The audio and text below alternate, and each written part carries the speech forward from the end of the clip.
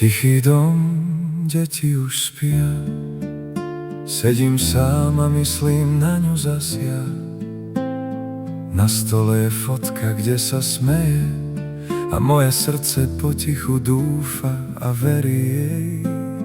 Lekári vravia, že je to zlé, no ja verím, že Boh všetko vie.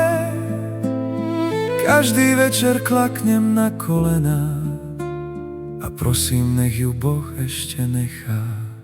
Bože, prosím, uzdrav ju zas, nech je pri deťoch ešte raz, nech ich ráno zobudí smiechom a objíme ich láskavým dychom.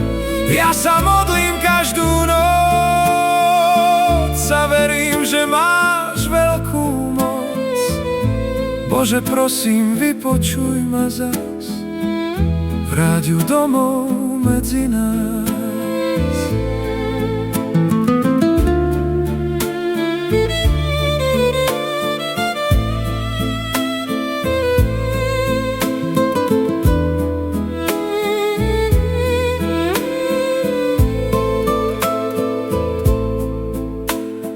Deti sa ráno potichu pýtajú: Ocko, mamka sa domov vrátia? Usmejem sa, aj keď ma to bolí, a poviem, že Boh všetko dovolí. Večer zasedím úplne sám a ticho k Bohu prehováram. Slzy mi padajú na zem zas, no stále verím, že príde čas. Bože, prosím, uzdrav ju zas, nech je pri deťoch ešte raz, nech ich ráno zobudí smiechom a objíme ich láskavým dychom. Ja sa modlím každú noc a verím, že máš veľkú moc.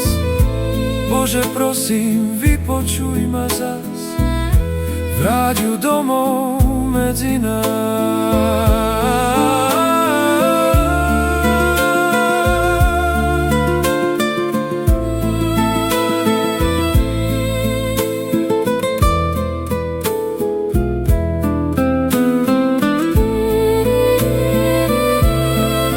A kým sviečka v okne svieti, budem veriť kvôli deťom, že Boh raz vypočuje hlas